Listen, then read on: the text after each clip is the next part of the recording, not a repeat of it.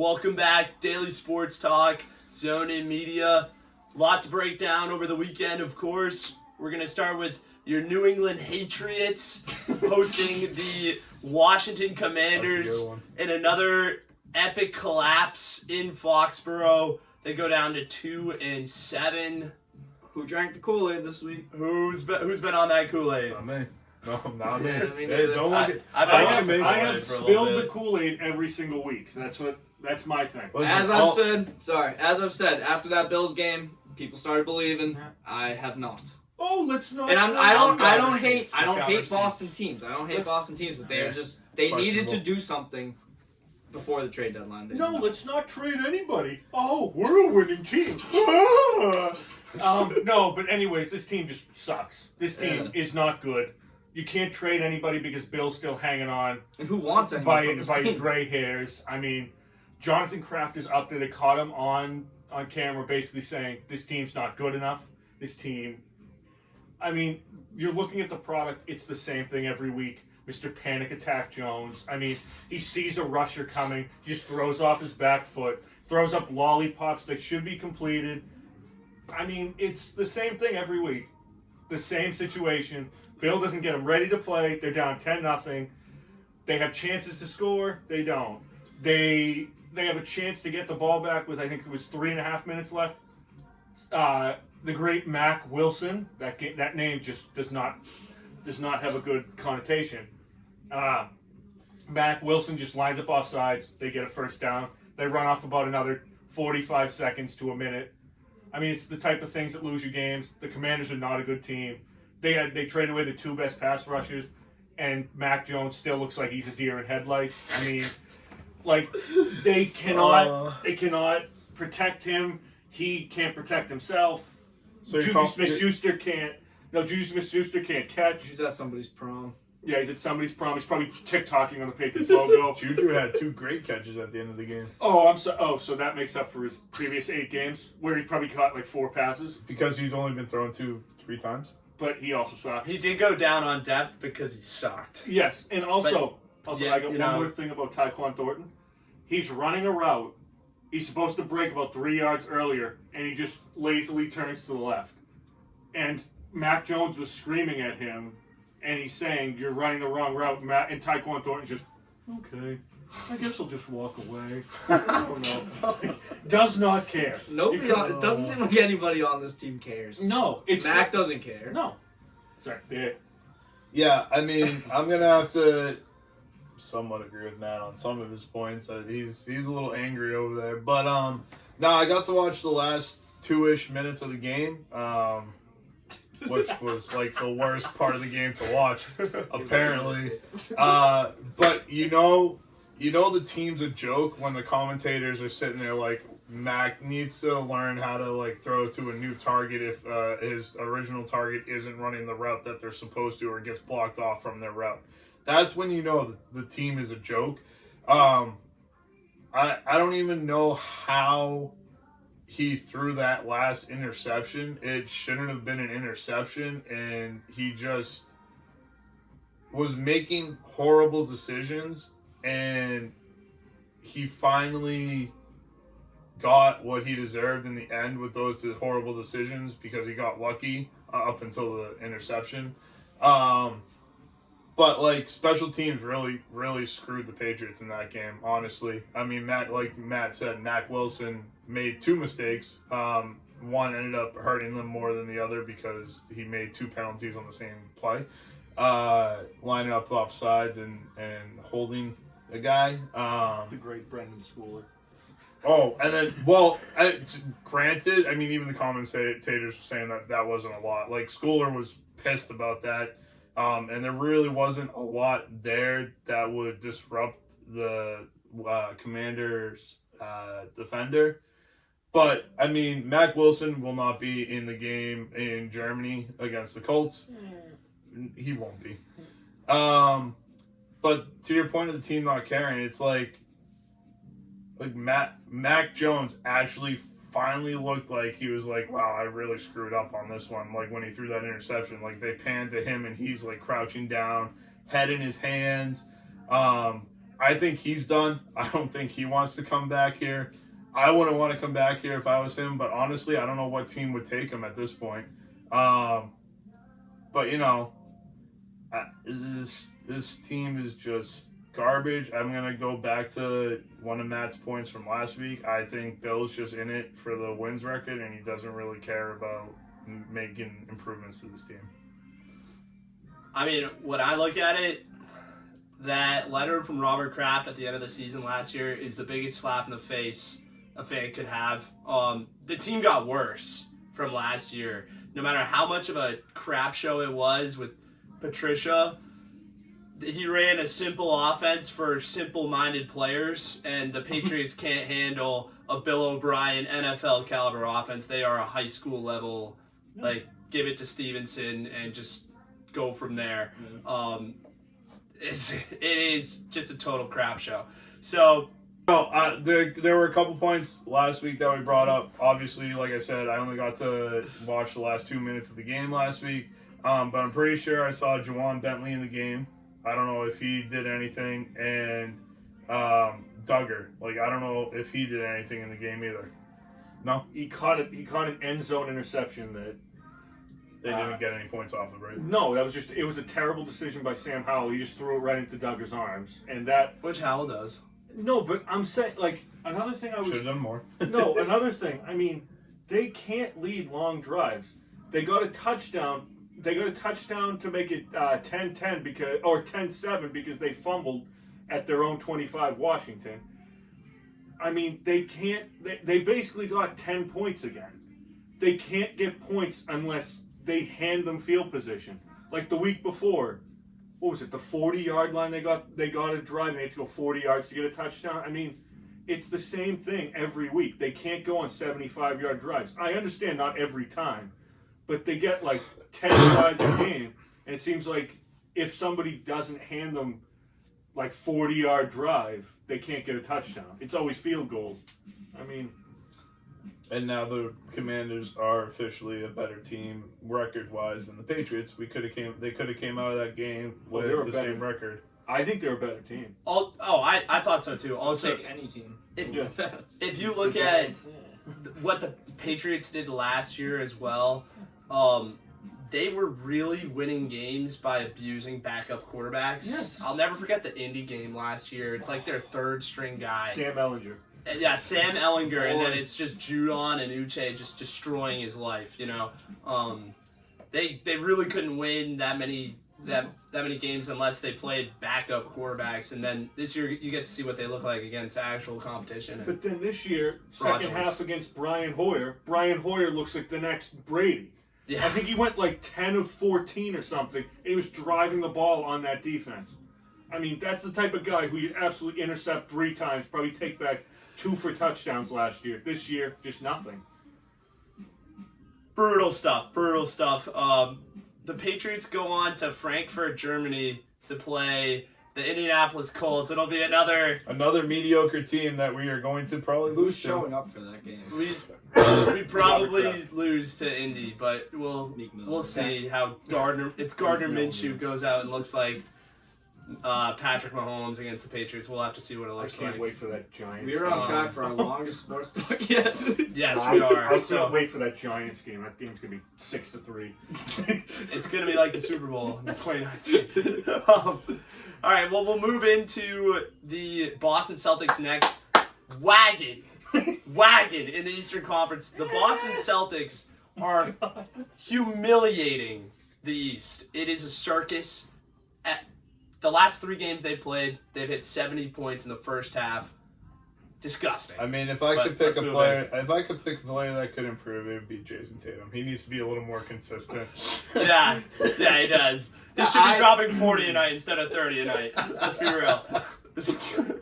I was thinking 50, but 40's good too. I am happy with how everyone is playing. I do not hate anyone on that team. I think Tatum, in my opinion, has not proven himself enough to be a household name, to be someone that you're driving around Boston, you see kids with Tatum jerseys. You're anywhere else in the country, you see Tatum jerseys. That's who people are buying. That's who people love on the Celtics. I don't think he's done enough to really garner that respect yet. Brendan doesn't feel that way. Last night. Look at the resume. Last night. Conference finals, 4 years. Last night. Great showing for everybody. Derek White, congrats on the kid. He was out of the game. Porzingis, 22 points. Holiday, 18. They're looking both dirty on the floor. Porzingis, Porzingis, he's insane down low. He's hitting logo threes. This guy is insane. My main gripe is they're still playing sloppy. Last night they had 11 turnovers compared to the Nets 5. Besides that, all the other stats were pretty much matched. 22 assists each, 10 offensive rebounds each. We had one more block than them. But my main gripe is the turnovers. 18. Let's just run through it. Knicks, 13 turnovers. 12 against the Heat, 18 against Washington, 9 against the Pacers, and 11 last night. So we're 12.6 turnovers per game. Sloppy. That's going to eat us alive when we hit the playoffs, when we hit the finals. We need to. How many of those turnovers came off the bench, though? That's a good point, and how many came from Brown, too. Probably about 12. But 12.6 a game when you're winning by. 2 games we won over 20-something points. A couple close games. The one with the Knicks probably could have been a different game, minus the 13 turnovers. We want 5. We want to average 5 a game. 5 is fine. I just think they're still. They haven't really fully figured out what they're doing on offense. I think the ball movement could be a little better, but I think the only way to go is up from here. I think when they start playing off each other a little better, when they start learning each other's tendencies more, I think Drew Holiday's going to shoot a little bit more. Porzingis might play a little bit less on these back-to-back games. Big games, at the Bucks, he'll probably play 40 minutes, all of them. But he'll probably play a little less, so he'll probably get a few less shot attempts. I think Brown is right now the biggest X factor as to whether he plays good or plays bad. Because I think Tatum, 99% of the time, is going to have a good game, is going to be able to deliver a good performance. Playoffs, it's a different story. This is the regular season. We'll revisit it in the playoffs, but I think Brown right now is their biggest X factor in terms of whether they lose or win. I think those other 3 guys are pretty consistent with what they're going to give you. Brown is a night-to-night guy. He could give you 40. He could give you 10. He could give you 2 turnovers. He could give you 10. It kind of depends on the night. So I think it's all up to Jaylen Brown, essentially, because the rest of the team's going to show up. I think Brown needs to be more consistent. Yeah, I think to your point about them playing off each other, I think that's what they missed most about Smart, is they were able to play off of him. If he was having a bad night, a lot of the guys were having a bad night. But if he was having a good night, most of the team was having a good night. But again, we talked.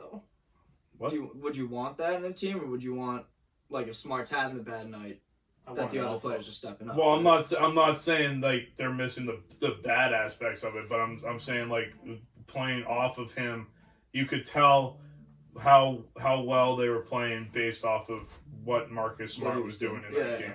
That makes sense. I think he's the Mac Jones for me. I understand the Jaylen Brown as the X factor. I actually challenge it. I'd say Joey Mazzulla is a bigger X factor for the Boston Celtics. Last year, he would straight up forget calling timeouts and forget that Derek White was on his team. Last night, or 2 nights ago, Sleepy Joe. The last game, Peyton Pritchard played 18 minutes. He had 0 points, 0 assists, 0 rebounds. Joey Mazzulla forgot Drew Holiday was on his team. Drew Holiday has been bodying fools as a guard on the block, and Joey literally forgets that he has him on his team. So I'm looking at Mazzulla with a keen eye as the biggest X factor on the Celtics. I just hope he remembers that he still has Tatum and Brown.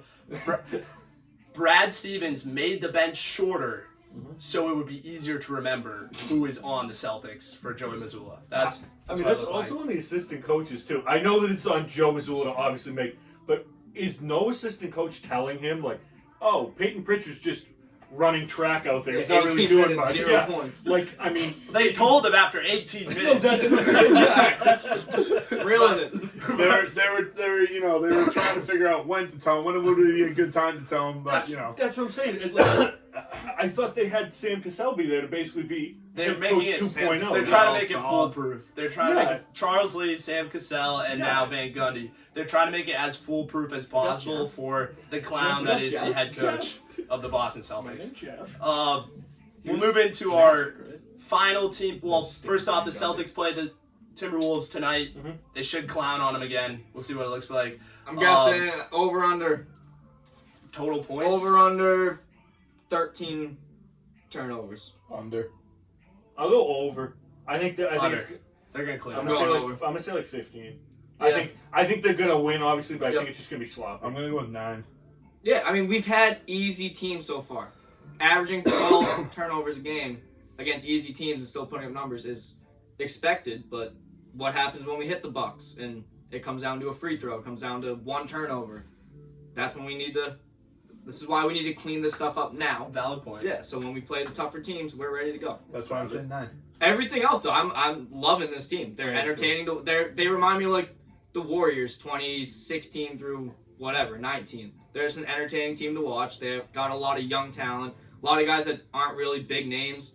Nobody's really playing for their own stats. Everyone looks like they're playing as a team. I'm liking it. I think we're gonna make a pretty deep run.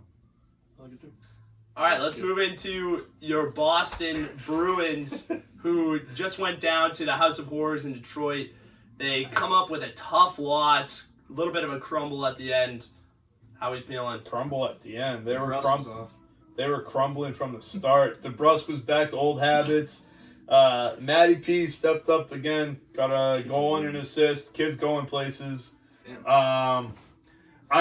The defense is hurting right now. They're missing key guys. They're not looking good. And honestly, Allmark looked like crap. Like he looked really bad in that game. It's one loss. It's not a bad, it's not a bad thing. It's worse that it was against Detroit.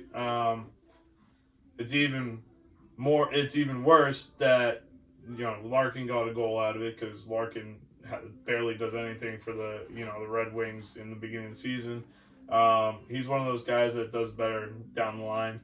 But yeah, Allmark looked like garbage. The defense looked sluggish and lackadaisical. And Pasta was like the only top player that actually looked good in that game. He had a couple turnovers, but I mean, Matty P is gonna be a star. I mean, I saw that. I mean, it starts with their leader. Marchand got those 2 penalties at the end of the game. I mean, it just can't happen. I think the loss of Bergeron's affecting him because I think Bergeron kind of reel him in a little bit. He was kind of like the big brother or the dad to him, and I think without him, he's had to take on a lot more responsibility. And I think it's showing in his play. He's still good. I know he's getting up there in age as well, but I think the leadership aspect is really taking a hold on him. And I think that this team really doesn't have a true alpha on it. I think there's McAvoy, there's Marchand, there's Coyle. And you can argue DeBrusque is the alpha. Oh, please. Okay. But anyways, on that. Yeah, the penalties really killed them in that game. They got one too many penalties. So, that's what I was going to say. Allmark, my guy. I will give him a pass this game. I'm sorry, which goaltender won the game against Detroit this season so far? Oh, Mr. that Bulldog. would be Mr. Bulldog. That would be. But anyways, no, I'm going to double down on this because Little Caesars Arena is the House of Horrors for the Bruins. They've lost 5 out of 6 there. Damn. I don't know what's going on there. They just don't play good there. I'm going to give him a pass this game, but obviously, I still think, and I've always thought, he's a better goalie than Swayman. He has more potential than Swayman. I think Swayman is a good backup, like we talked about in the last episode. I think he's a good guy to play about 30 games. I don't think he could ever shoulder the load on a good team because I think as he plays more games, I think he starts to break down a little bit. He's not as fluid in his motion. I think he starts to let in some soft goals. Mr. Glove Hand. It's just, I'm still sticking with Allmark. I'd love to see him bounce back in the next game. They're playing the Stars tonight. It's probably going to be Mr. Bulldog against the Stars, but Start him against Detroit. Bulldog. Should've Yeah. started him against Detroit. and then he's probably going to get the Islanders on Thursday, I believe. So we'll see how that plays out.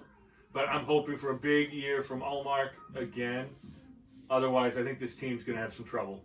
They really were missing McAvoy in that game against Detroit. I saw it was like 3-1 in third, and then it just fell apart. They really were missing him. The schedule heats up this week and next week. They have Tampa coming up. They got Florida again. Of course, you'll probably take care of the Islanders later this week, but Dallas is another good team. I think they're 7-2-1.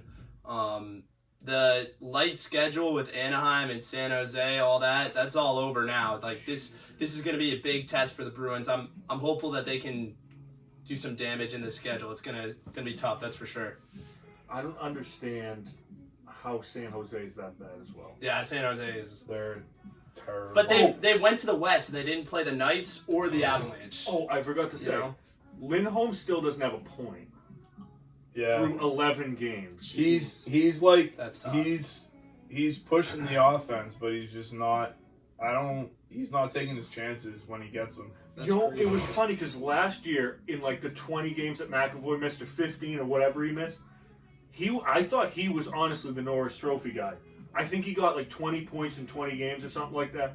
He was great. He was moving the puck up. He was just an absolute force out there. And then this year, he looks like he's worried about getting hit. He looks like he's moving the puck well, but defensively. You know who's actually looking pretty good right now for them is Shattenkirk. I like Shattenkirk. I do. I was not really too pleased with that signing like a couple old guys, but Good puck mover.